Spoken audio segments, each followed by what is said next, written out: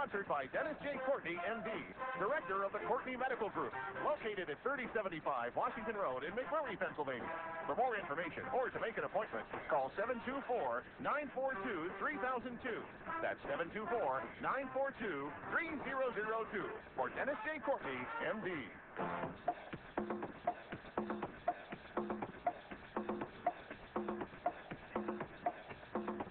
Good morning, everybody. Good morning, everybody, and welcome to AIM Impact on Your Health. AIM Impact on Your Health, where every day our goal is to have you learn at least one thing to help you live better and longer. AIM Impact on Your Health is heard each and every Monday, Wednesday, and Friday from 8 to 9 o'clock. I'm Dr. Dennis Courtney, and I'm with you each and every Monday, Wednesday, and Friday from 8 to 9. AIM Impact on Your Health, where each day you'll find current medical news, knowledgeable guests, fascinating health topics, and of course, where we do encourage you to call in to join in today. In sort of a surprise way, my guest today, you even would have mentioned him to me from Wednesday on back, I didn't even know existed. His name came up while we were doing our show on Wednesday as a inventor of a product used by Dr. Jason Huey. And, well, I'll tell you a little more about the story as we move to bring him as our guest today. Fact of the matter is, we've got a real star coming up today. His name is it's David B. Phillips, an inventor, an entrepreneur with quite a history. You'll be interested in hearing his life story, and in particular, one of his inventions entitled the Rebuilder, the very item that Dr. Jason Huey highlighted as part of his treatment for the theme of the week, which has been on the subject of peripheral neuropathy. We had Alan Jacobs, we had Jason Huey, and now we round out the week with the third part of this installment with David Phillips himself. On Monday, we'll pull it all together, but we'll have Dr. David Phillips with us today discussing the Rebuilder, the device that helps regenerate neurons that function in the legs. Again, the heretofore were dead. What a concept, what a great invention, and I'm happy to be able to have the actual man himself here with us today. Now, as this month, and it is moving along pretty quick, folks, and Christmas shopping, I hope, is pretty much over for you. We got an interesting schedule coming up. On Monday, I'm going to try to pull all of this peripheral neuropathy information together. But of course, this is spearheading itself toward is the launching of a program I believe to have no equal in this entire country, the United States, when it comes to reversing / the C word, curing peripheral neuropathy in a very objective way. Now, as you can tell, I'm pulling upon various experts already, finding out what has been documented to show and, that it works, and then we'll be adding our own Pittsburgh touch as we normally do. I'll pull that and pre-launch our program for 2012 on our Monday show. You don't want to miss it. Now, something coming up that maybe you did not know of, and I now report it to you. I'm taking my sons on a little Christmas vacation. It's going to start on next Wednesday. It's going to actually go Wednesday to Wednesday, and so there's going to be a number of shows that will be repeat shows. They're going to be fresh repeat shows, but in case you would have missed, we're going to repeat on the 21st the show we did with Roy Carey here, literally on the 5th of December, talking about LDA, a program we will be launching here in 2012. I want you to get ready for that one. On the 23rd, as it has come to be known as the Courtney Clinic Christmas Show, entitled An Altercation with an Elf. Put up with it, folks. Each and every year I've been doing this. Since 2002, you got to hear An Altercation with an Elf. I have dubbed it my Christmas shows each and every Christmas. And on the 23rd, what an appropriate day to be able to do it, 8 Friday to boot. Then in the following week, there's still going to be repeat shows. We're going to repeat in order. The first on the 26th, the show that we did with Alan Jacobs on Monday. Then on the 28th, the show that we did with Jason Huey on Wednesday. And we'll repeat this show with an entrepreneur that I think you're really going to enjoy. And he'll be back with you on the 30th, which will round out the month of December with a lot of repeats, but with fresh repeats that have a real message behind them, and move toward the launching of the program here right in the beginning of January on especially peripheral neuropathy, and by mid-January on LDA, low-dose antigen. So that's how the month is going to shape up. Don't forget, we've got MCG testing. Now we're going to be out in Monroeville on Tuesday of next week. If you're out and about and you want a refuge for, well, we only need 6 minutes of your time, but, you know, it may take 15 or 20 minutes to get you in and out with our office out of Monroeville at MedHealth Services. You can give us a call here, 724-942-3002. We'll be happy to schedule to get you in out there. Our last date in the month of December that we're going to be doing testing in our Monroeville location. And let's see. Oh, hey, already we now have dates in January and even all the way out to February with, you know, Dr. Vavavoom herself. Susan Smith-Jones will be coming to us on the 4th of January, and then be coming back to visit with us on the 1st of February. And I have no idea what the topics are going to be, but as you can well imagine, you'll enjoy them. She'll mesmerize you and dazzle you with her natural medicine acumen that she's been bringing to us for a number of months now. Really a pleasure to bring Dr. Vavavoom, Susan Smith-Jones, to you in the up-and-coming shows and months. What else? Oh, also, of course, HCG, human chorionic gonadotropin. You can see why they call it HCG. A lot of syllables there, but just shorten it up. HCG, the most early detection of a cancer from a lab test that's known. If you consider that HCG is a substance made by all cancer cells due to its trophoblastic origin. These very early germ cells move throughout the body during embryological phases. 80% of the trophoblasts remain in the gonads, and the other 20% went out to every other zip code, and if a cancer develops, it is believed to be developing from the trophoblasts that had migrated there many, many years at the in utero portion of your life cycle, but will end up to potentially cause a problem. Anyway, HCG can be tested for and accurately detect cancers in a cluster of as little as 12 cells. HCG testing, proud to be able to bring it to you. Okay, let's do this. Going to take a short break, folks. In the interim, I'm going to go find our guest today. I didn't know on Wednesday that he even existed, but boy, have I read about him. I'm going to bring him to you and let him tell you his story. It is a very interesting story, and ultimately get to one of his inventions called a rebuilder that led to me calling him up to begin. Be right back in a moment with David Phillips.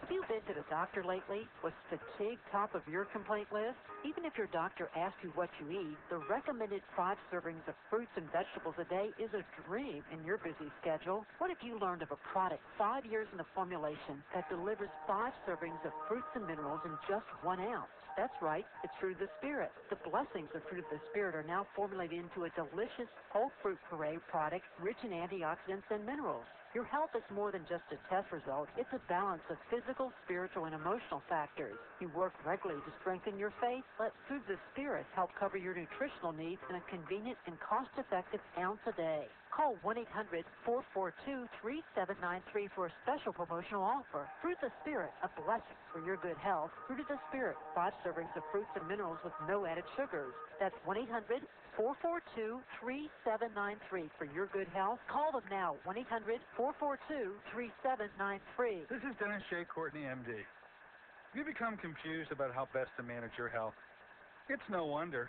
It seems that every time you turn on the television or radio, another expert has yet another suggestion for you to follow that seems to be reasonable enough, but no matter how dutifully you follow the instruction, it just doesn't quite produce the results that you were looking for. If this confusion sounds familiar to you, give us a call at the Center for Complementary Health, where we'll make some sense of the confusion based on a blending of traditional and alternative medicine that we've been perfecting over the last 7 years. We offer metabolic nutrition testing, immune system repair, natural hormone replacement therapy, chelation therapy, cutting-edge allergy correction, and a host of other safe and effective alternative therapies. Dennis J. Courtney, M.D., is located at 3075 Washington Road in McMurray. Phone 724-942-3002.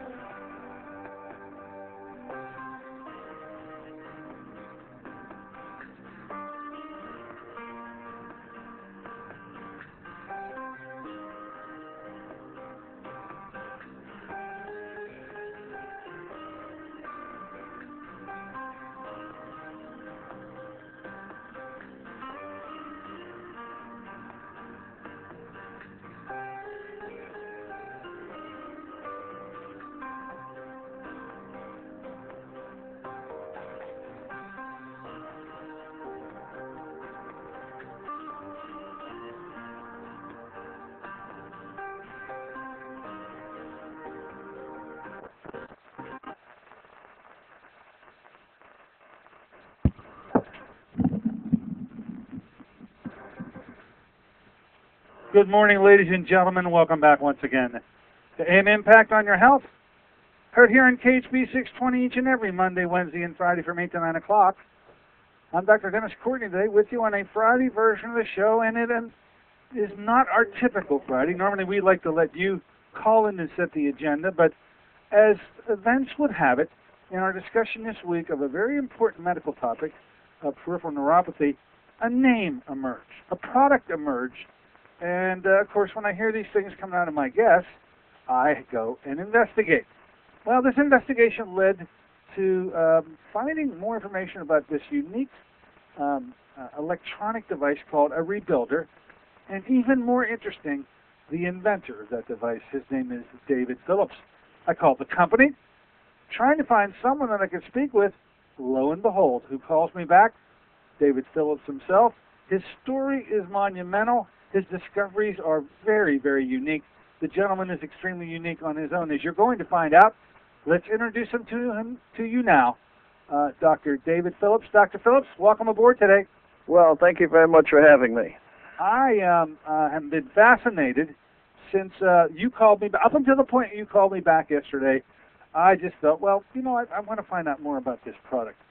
But to have the CEO of the company call me, and then to find out your very voluminous career in the entrepreneurial world, especially with medical devices, with a background that really didn't prepare you for such, begs to bring up your life story a bit before we get into the product that originally brought me to you, which is called that rebuilder. So if we could, and I went to the websites and I'm finding out, my goodness gracious, you're a very famous guy. I looked at videos. Now, there was a young David Phillips in 1979. You caused a major controversy in the medical world back then, and I think we should start off by talking about the impact that you made, because it still reverberates today. But you were interviewed by the big boys on the big television networks for an invention of yours. Could you talk a bit about that first invention? Well, sure. All my inventions were a result of necessity, being the mother of invention. Everything I've done is pretty much for a family member. But back then, I had a carpet cleaning business, janitorial service, and my wife developed a lump in her breast. Fortunately, the end result is that it turned out not to be malignant. But in going through the various tests, we just couldn't decide what it was. It finally turned out to be benign fibrocystic disease. But the medical establishment at that particular time said, well, let's just we'll just wait 3 or 4 months and watch your breasts through your menstrual cycle and see if they get bigger or smaller, these lumps. And then we'll decide. Or I think a better thing would be, since you already have 4 small children and you're not going to have any more, the doctor said, I recommend that we do a bilateral prophylactic mastectomy, and that way you'll never get breast cancer. Well, my wife and I were sitting there. She's 30 years old, and I was stunned. So in my kind of inimitable, smart-alecky way, I asked him, I said, do you have children? He said, yes, 2 boys. And I said, well, are you going to have any more? And he says, no. And I said, well, why don't we cut your testicles off, and that way you'll never get testicular cancer. Good for you. Good for you. So he stood up, pointed to the door, and said, out my office. I said, okay, I guess I better go do what I need to do. So we were in Illinois. I went to the University of Illinois Medical School, and I said, I better study a little bit about this. And I couldn't get in because at that time you had to either be a student or a doctor. So I had to go down the street and buy a stethoscope and a white coat, and that allowed me to walk in and out of the door and do some research. I discovered that cancer was growing faster. It would give off more heat. It would also have a higher vascularization feeding it. Then I went to the Illinois Institute of Technology, and I studied electronics. I studied infrared heat sensing heat at a distance. And then I did some homework on computers, and back then they were just little bitty things, so I built my own computer, taught myself some programming, and put it all together into a cancer detection system called the GST system, which I reasoned not only did I need to detect the temperature of the breast, but I needed to check one breast to the other, and then since cancer is described as uncontrolled cellular metabolism, I said, well, what's the difference between a benign tumor and a malignant tumor? A malignant tumor is growing without connection to the central nervous system. So the stress part of graphic stress telethermometry, GST, was that after I found a hot spot, we would plunge the woman's hands in ice cold water for 15 seconds. That triggered the fight or flight response, which caused vasoconstriction on the extremities. And at the time, the breasts were considered trunk organs, but I discovered they were actually extremities because they would vasoconstrict just like the hands, nose, ears, and toes. Anyway, if it constricted uniformly, then that meant that there was still a connection to the central nervous system, probably not cancer. If it acted differently than the rest of the tissue, then that meant that it already had lost control. The central nervous system, the brain, had lost control, and therefore might be more likely to be malignant. So I put that whole thing together in Chicago, tried to get it tested in the local medical society, and they went berserk. They went berserk. They went berserk. I would go into chiropractors' offices. I didn't know any better. The guys were off on Thursday, and I said, well, let me screen your women. And I had my wife go in, and then she'd do the test, and I would read it and give it to the doctor, and he'd give it to the results. It was a screening test for mammography at the time. But they would wind up sending the health department in the other institutions to investigate the electrical wiring in the building on that day and close us down.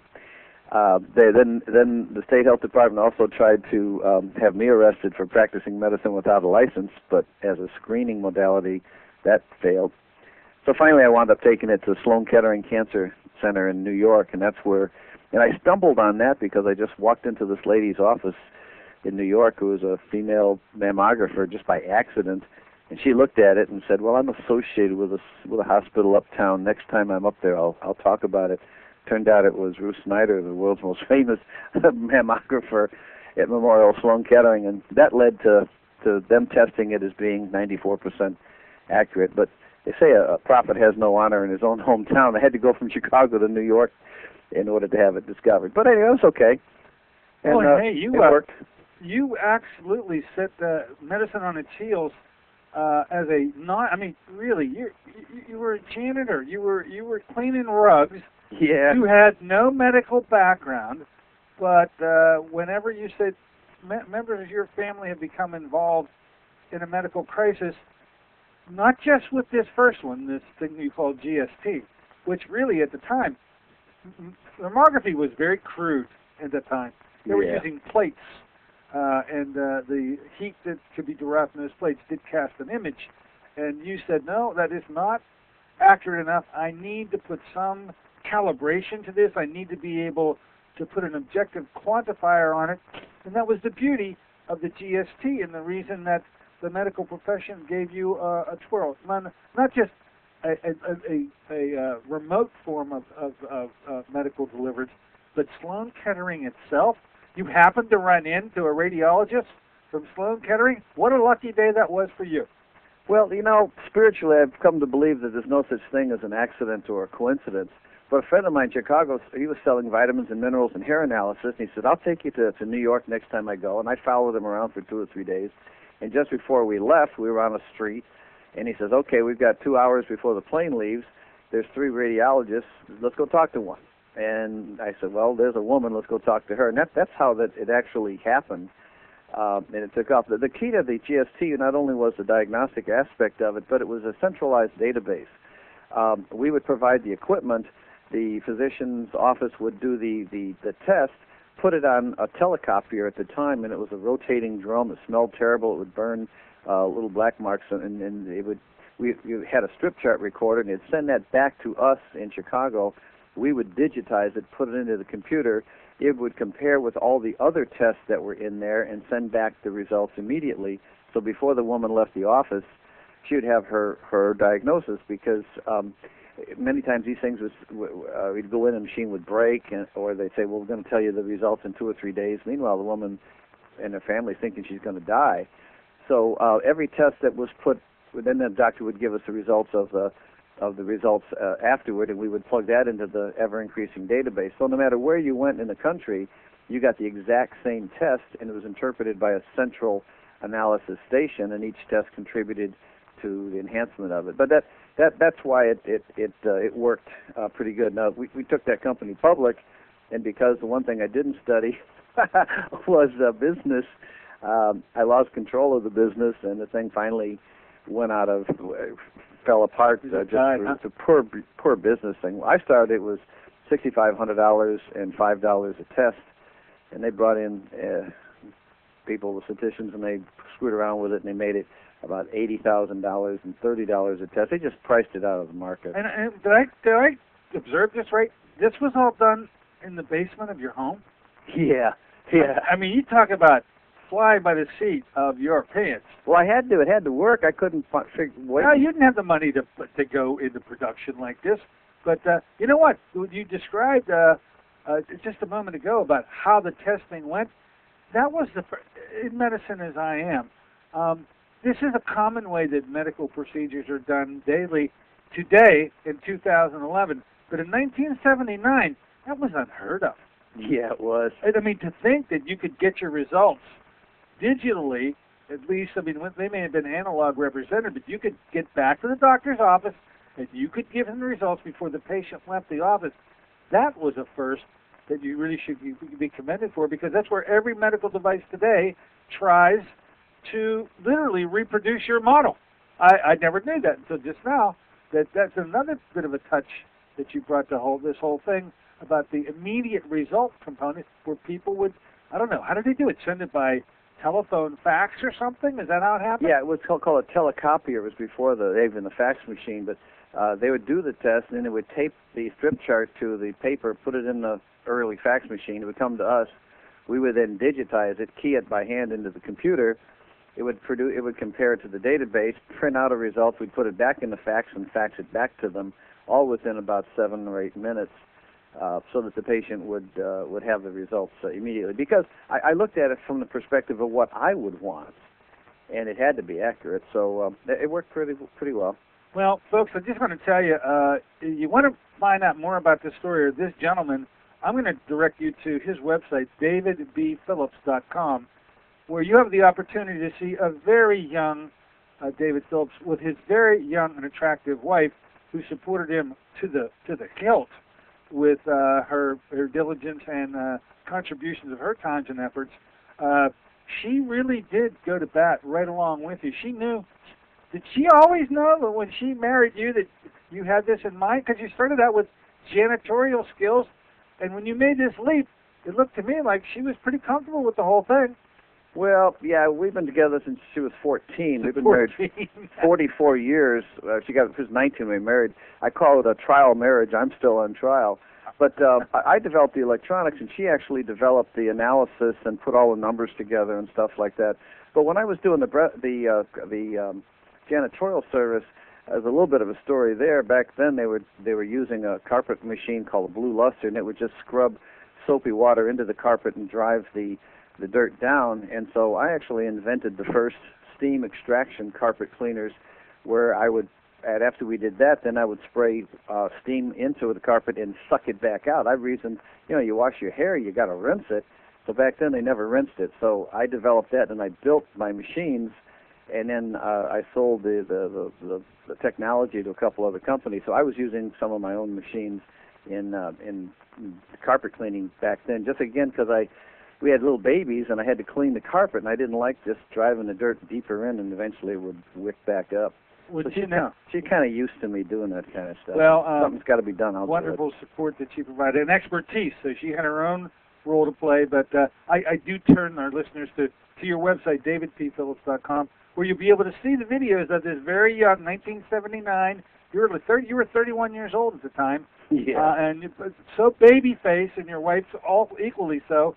But now, in your picture, proudly displayed on the screen of a much more mature man. But over these many, many years, inventions seem to be where you went. They just became a part of, I guess you looked at a problem and tried to figure out a way to resolve it. So talk to us a bit about how you get wrapped up in the realm and the world of inventions, and the role that your family played in the development of those inventions.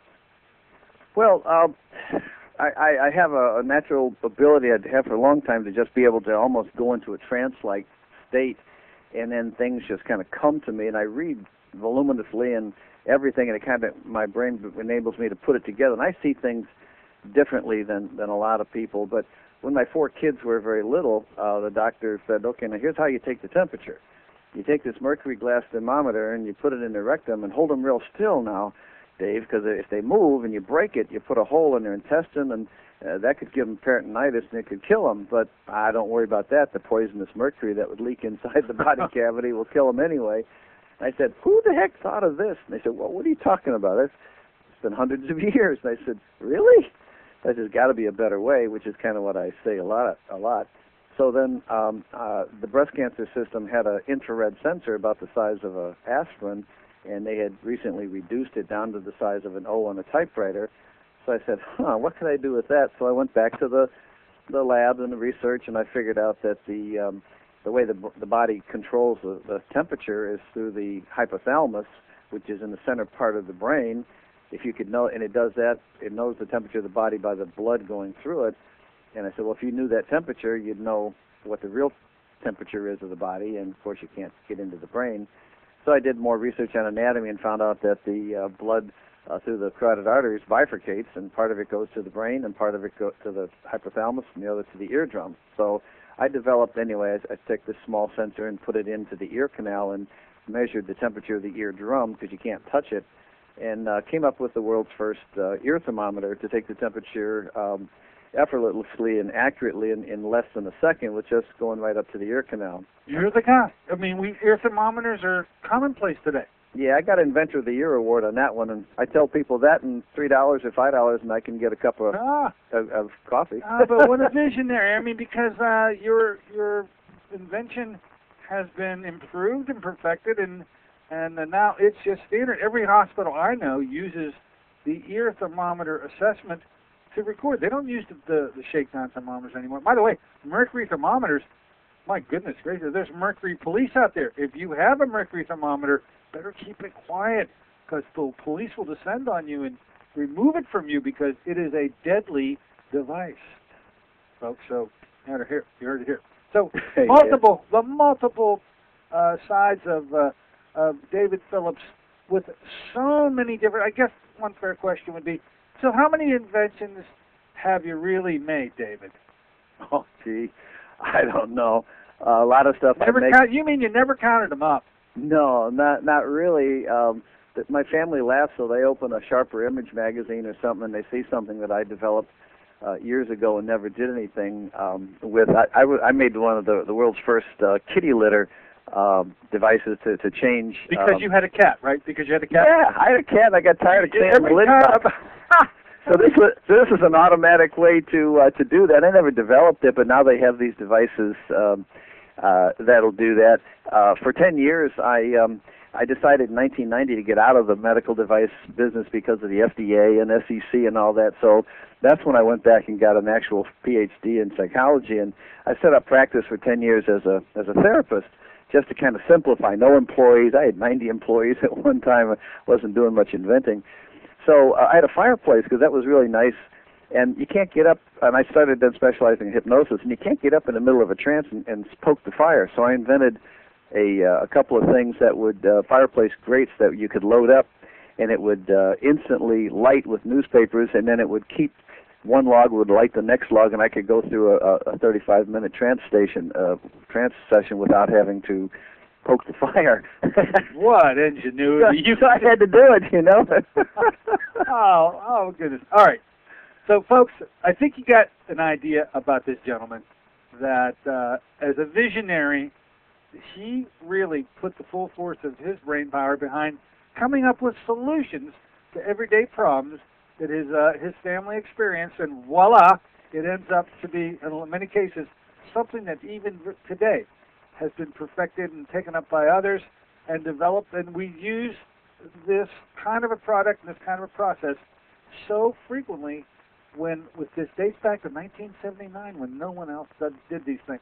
Now, I'm going to ask you about one of your inventions, one that came up in a conversation with a clinician we had on our show on Wednesday. We've been talking all week about peripheral neuropathy, and we had, on Monday we had a guest. His name is Alan Jacobs. Evidently you must know Alan personally, but unbeknownst to us. No, I know of him. You know of him? Okay, he's a podiatrist in St. Louis. He was talking about a nutritional approach he takes to peripheral neuropathy. Then Dr. David Huey, a chiropractor who has a multidisciplinary clinic in Chicago, Illinois, maybe very close to where you are.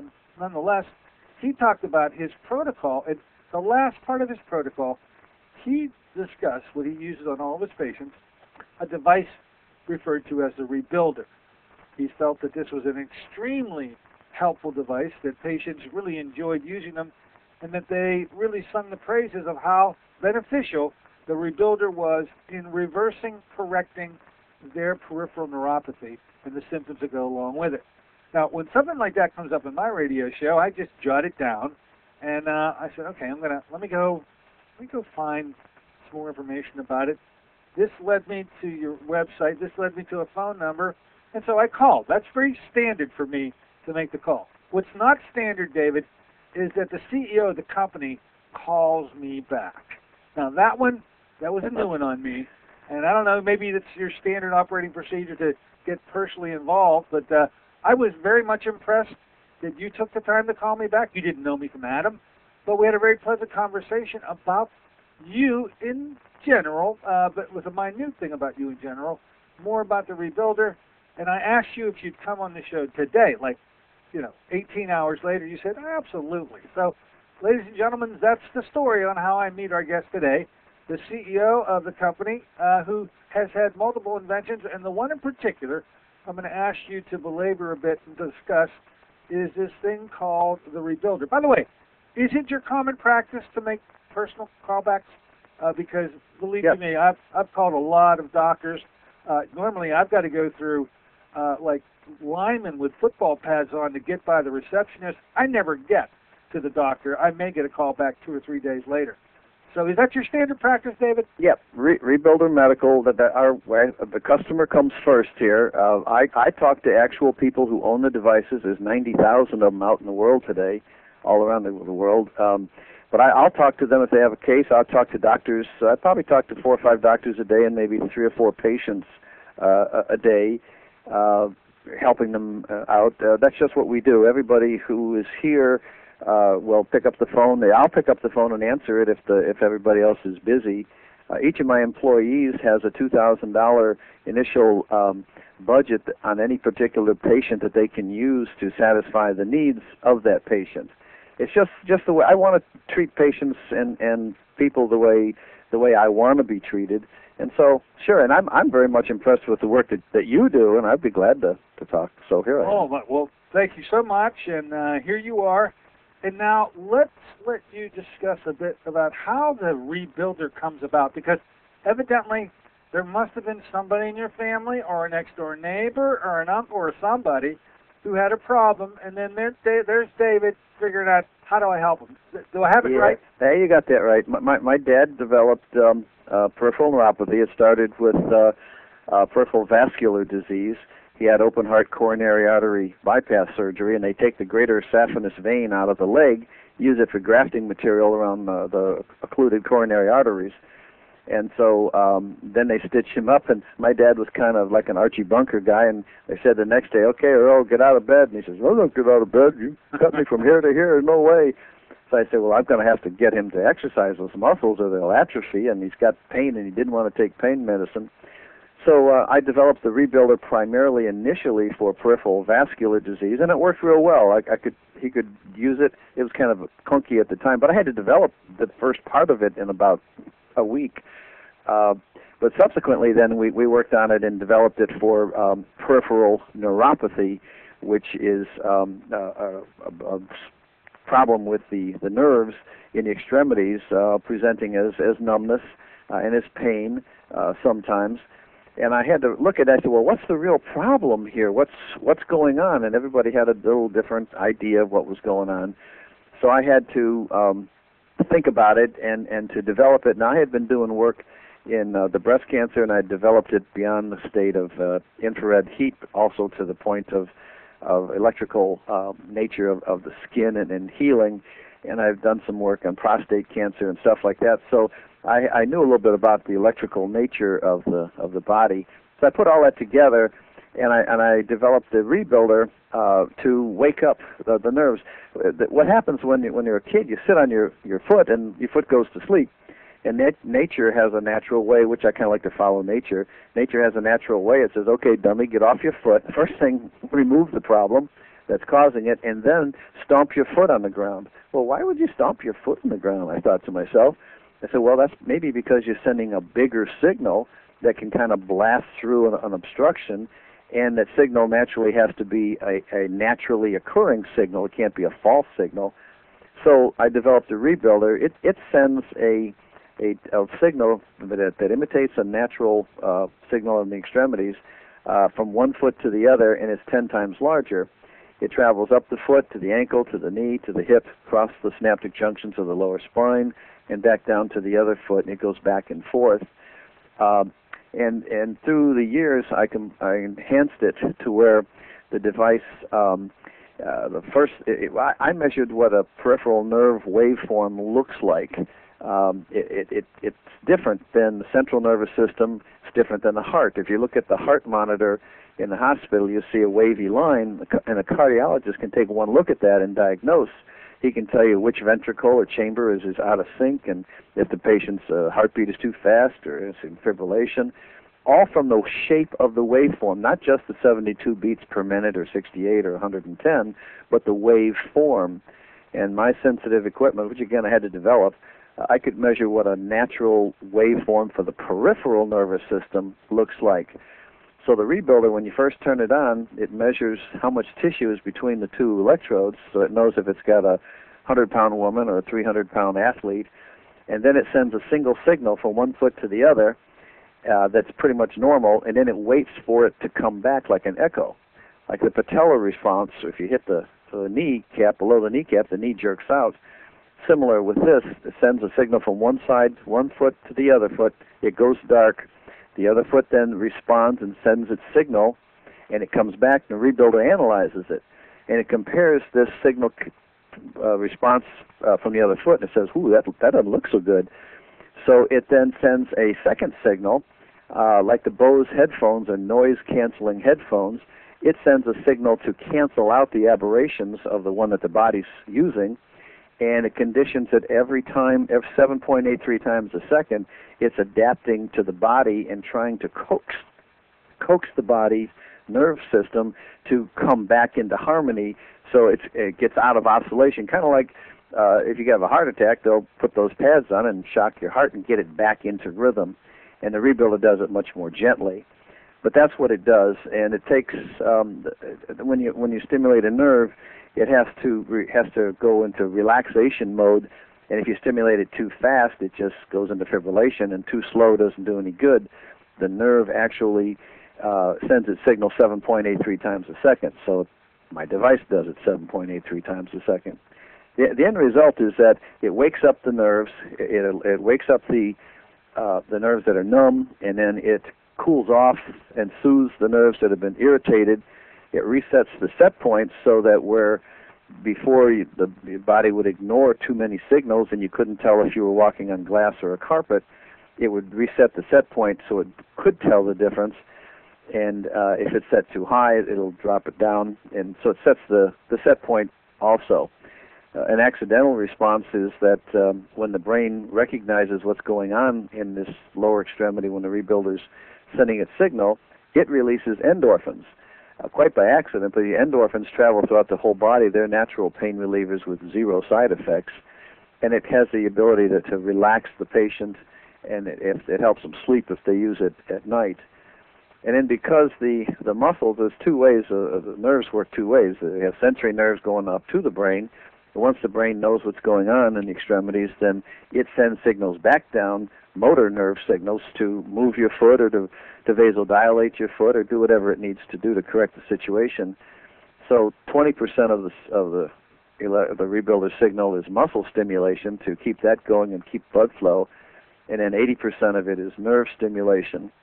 And then the final part is we have a nutritional supplement that goes along with it called Restore, and it's got all the B vitamins. That was one of the things that Dr. Jacobs... Yeah, that's right. He was talking about the B vitamins, B12, B6, folic acid. Yeah, L-methylfolate, a particular kind. Right. B6 and B12. So we overload, we saturate the body with that during the treatment, and it actually cascades over into the urine, causes the urine to become fluorescent yellow, but it gives the body more energy. It enhances the patient's mood. Patients in pain sometimes get subclinically depressed, and so this elevates the mood. The niacin, which is B3, vasodilates the small fibers of the nerves in the skin, and that helps to reestablish the tiny little dendrites that are sensing things in the skin, and some of those have atrophied due to blood supply or too much sugar in the blood from diabetes, or toxins have torn it up. There are a lot of different reasons for it. But the Restore helps to restore that. It has various things. It's got a little caffeine in it to wake you up, but doesn't make you jittery. It's got alpha-lipoic acid, vitamin C, a bunch of stuff that's good for you. So between waking up the nerves and feeding them simultaneously while you're waking them up, then the whole process enables the physician then to use some of his other tools, counseling, make sure there's no impingement in the piriformis muscle in the buttocks that is squeezing the sciatic nerve.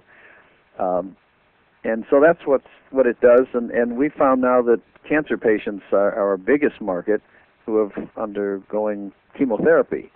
1/3 of them will get these symptoms. And Cancer Treatment Centers of America all over the country are using it now, actually in a research mode in the infusion suite, simultaneous with the administration of their cisplatin-based chemotherapy agents, in order to avoid the patient getting neuropathy symptoms at all. And the neurotoxicity of those agents is so enormous that it's quite common to find that there's going to be nerve damage and injury while they're using their infusion.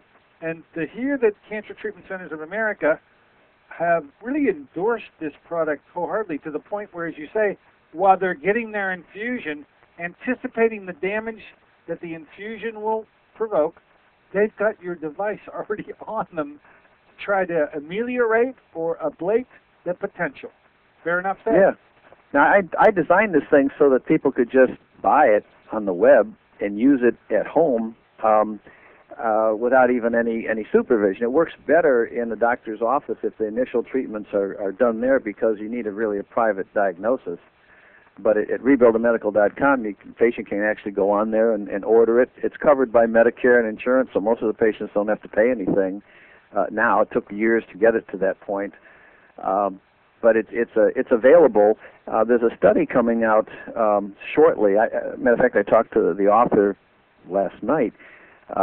It's got 352 patients, I think, where they had, these are patients that had bought it off the web and used it themselves and self-reported the results. And I think her numbers are 91% of them claim that it had enhanced the quality of their life as a result of it, which is what I'm really trying to do, because it's a progressive disease, and eventually you're going to wind up in a wheelchair or with amputations. And we're now trying to push it just a little further, that anybody who has diabetes probably has the beginnings of neuropathy and probably will develop it if they don't control it. And so many of the patients are now using it prophylactically to avoid getting neuropathy. Well, I think the point that, as a medical doctor myself, to bring to our listener is a disease that pretty much under conventional hands is written off as just a progressively degenerative problem, that there is nothing you really can do for. You can give drugs to help ameliorate symptoms, but you're doing nothing for the pathophysiology that's provoking the symptoms.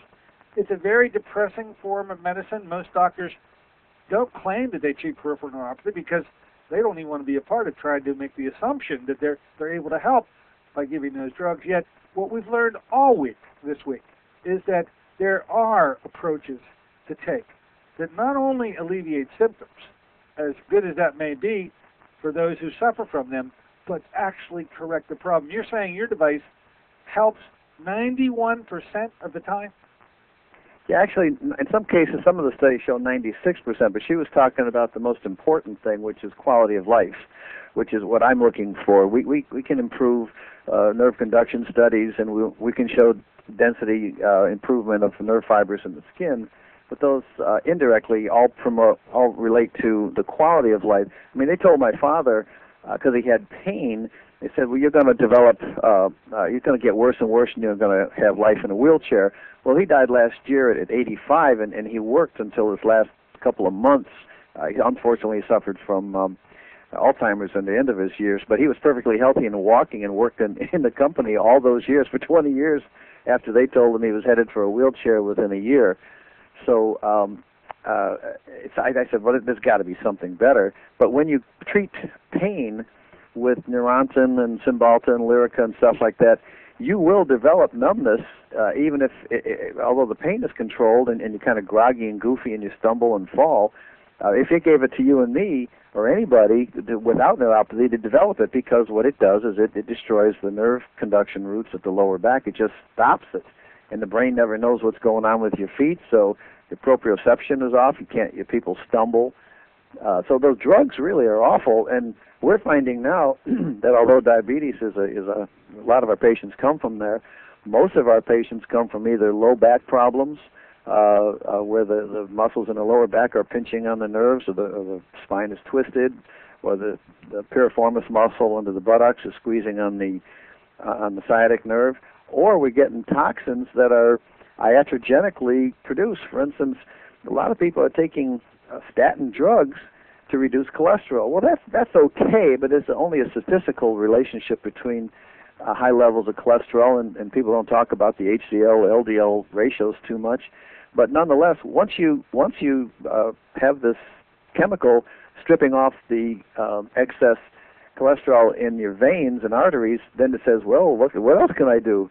And it goes and starts stripping off cholesterol around your organs, and the myelin sheath around the nerves is fatty acids. So it starts stripping off the insulation around your nerves, and you wind up with peripheral neuropathy while you're trying to statistically prevent heart problems. And so we get a lot of patients that the only thing that they're doing is taking statins for cholesterol.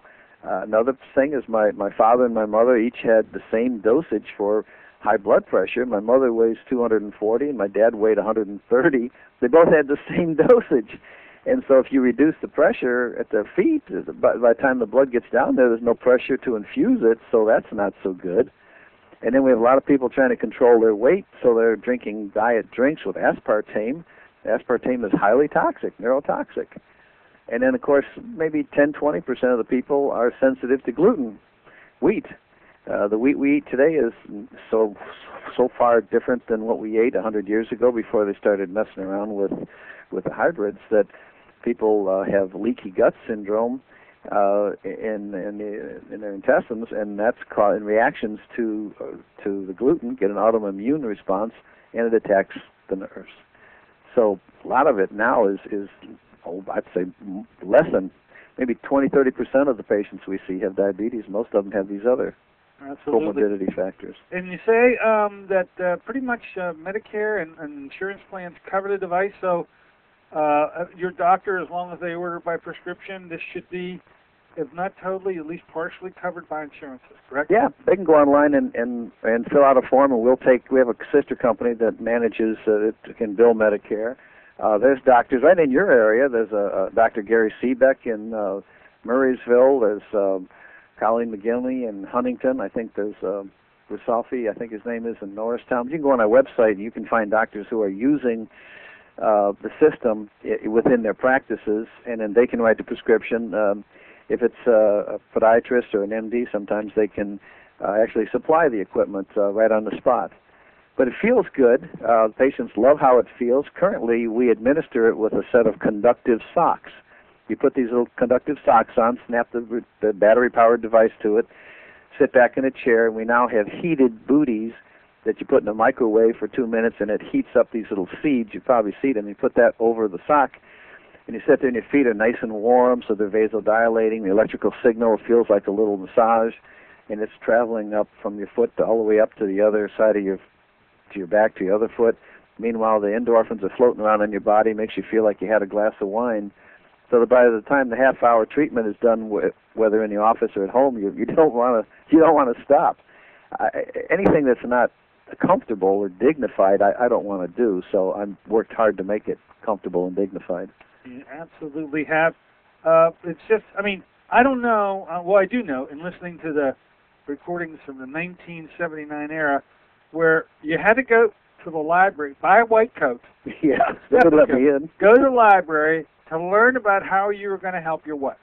Now, I've listened to your explanation of how this rebuilder works, and I don't know how much of that came from the library or how much that. Oh no, that's all my own. Really, this is you've become a real forerunner in terms of developing concepts that heretofore hadn't even been thought about. There's no library article for you to read to give me the explanation you gave me. I commend you. I absolutely commend you.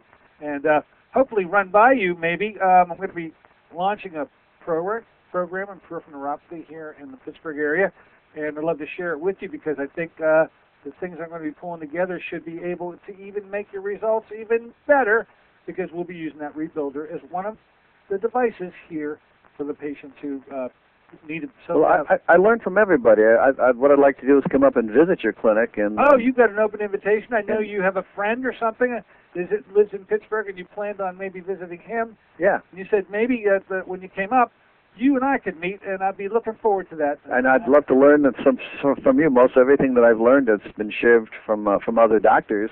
And I'll be, I'd like to learn what you're doing. I'll show you what I'm doing. One interesting thing you might find interesting, what we're developing now. Oh, yeah, that was my next question. Is that my 1.5-year-old grandson went in the hospital. He was dehydrated from the flu, and they tried to open a line to rehydrate him. And my wife was there, and they poked him 7 or 8 times, a little bitty baby. And she came home in tears and said, "You got to do something for this venipuncture. It's a terrible thing, and the nurses get nervous, and it hurts." So we're now developing a thing called Vein Appear, and if you go to veinappear.com, you'll see the only thing on the site is a video of me, my wife's hand. I took it in our kitchen on my iPhone movie camera. You can see wine and cheese in the background on the counter. But what it does is an electrical device that causes the veins in your back of your hands and your arm to poke up like as big as a straw electrically, and it numbs the hand so that they can do venipuncture. A blind man couldn't miss the vein, and I do it by stimulating the small, smooth muscles around the veins, and because they respond to a specific waveform and frequency, which I had to just figure out.